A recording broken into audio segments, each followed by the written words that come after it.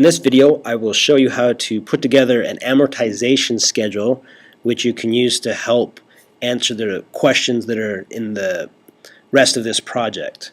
So the first thing we want to do is go through this little scenario box and put the information and formulas in correctly based on the information that we have in our scenario. So first thing we want to do is put in the house price. So from the information given, the sell price was $112,000.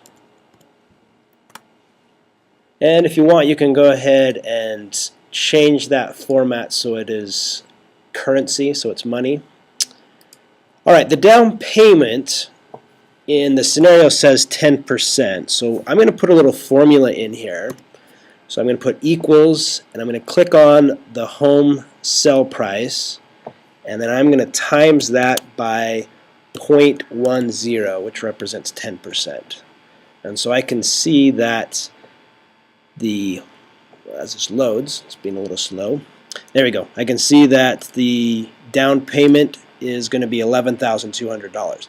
Now the nice thing is, now that I have that as a formula, if I was to change this to say $100,000, it's going to automatically change that cell as well. So that's the nice thing about Excel, is that we can have it be dynamic and we can change numbers and it does all the calculations for us. Now next is the closing costs, and I'm going to let you calculate those on your own, but for this example I'm just going to say that it's $3,000. Again, I'm going to format that as currency. And then the loan amount. So for the loan amount, we're going to put in a little equation.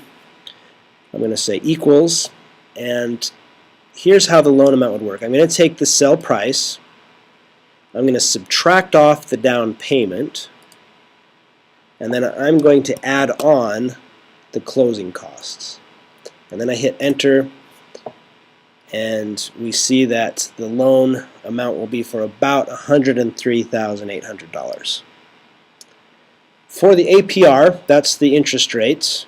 In our scenario, we qualified for 4% interest rate, so I'm going to put that in as 4. For the number of years, it was a 30-year loan, so I'm going to put that in as 30. And now we're ready to calculate the payments, the monthly payments. So this, again, is going to be a formula, and I'm going to type in equals PMT parenthesis, and the first bit of information it wants is the interest rate. So I'm going to click on the APR. And remember, that was the annual interest rates, and we're going to do monthly payments. So I'm going to divide that by 12. And then I do a comma. The next thing it wants is the number of payment periods. So again, it's 30 years, so I'm going to click on 30, but it's 12 payments per year. So I'm going to times that by 12. And that should give us the 360 payments that we'll be making. Alright, and then I'll do a comma. And now it's asking for the present value. The present value is going to be our loan amount. So I will click on that space, and then I'll do a comma. And now it wants the future value. And of course we want the future value to be 0 once we're done. So I type in 0, and then I hit enter, and we see that the loan payment for this scenario is $495.56. Now it's showing up as a negative amount, and if I want to fill out my amortization schedule, I want that value to be positive. So I'm going to click on this, and you can either double click and put a negative in front of the PMT there, or you can click on that and usually there's a little formula bar up above. Either way, you need to put a negative in front and change that to a positive value. I'm going to again mark that as currency. Alright, now for this last box, we want to figure out the total amount that we pay in interest. Now we could add up everything in this interest column, but that's a little tedious. So instead of what I'm going to do is I'm going to put a little formula in here. So I'm going to say equals. And so how do we get the total interest? Well, we're going to take the amount of our monthly payment, and we're going to times that by the number of years for our loan, and we're going to times that by 12 because that's a monthly payment. That'll give us the total amount that we pay for the loan, and then I'm going to subtract off the original loan amount, and whatever's left over should be the interest that we paid. So I hit enter, and we see that I pay about $74,655. And again, I'm going to change that to money, and there we have our little scenario box set up. So now I can change whatever I need to in here, and it should, because I have those formulas, it should recalculate stuff. So for example, if my closing costs were only $2,500 instead of $3,000, I hit enter, and we see that the payment goes down and the amount of interest that I would have paid overall goes down. So you'll have to change that number on your own when you do the project. So follow the directions and calculate what that closing cost is. Now let's calculate the interest, principal, and the balance, and do that for the next 360 payments. So here we go. We're going to go to the balance, and I'm going to say that that equals the loan amount, and then hit enter. And then again, I'm going to change that to money, and we're going to work off of this cell instead of up here. Alright, so now here we go. I'm going to say for the interest, we're going to say equals our loan balance times the interest rate, which is that 4%, which I am going to absolute reference.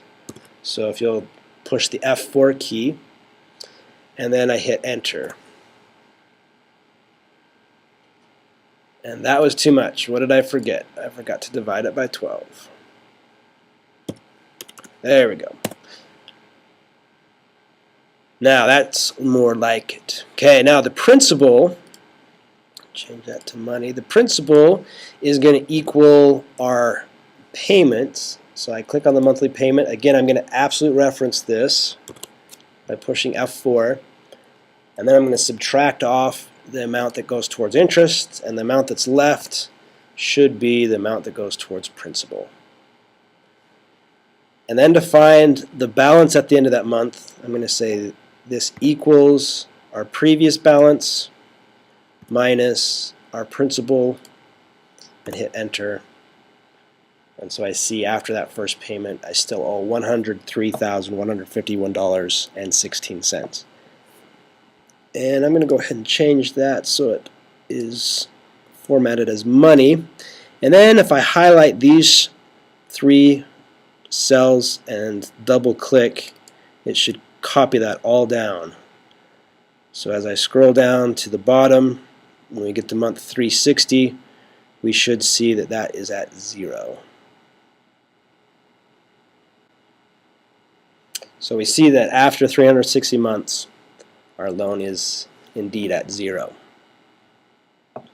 Alright, now the nice thing about this is I can make whatever changes I need to. So for example, if I wanted to change the down payment from 10% to 15%, I could simply come up here and type that in as 0.15 instead of 0.10, and I hit enter, and you'll see that it changes the down payment, which changes the loan amount, which changes our monthly payment and the total interest, etc.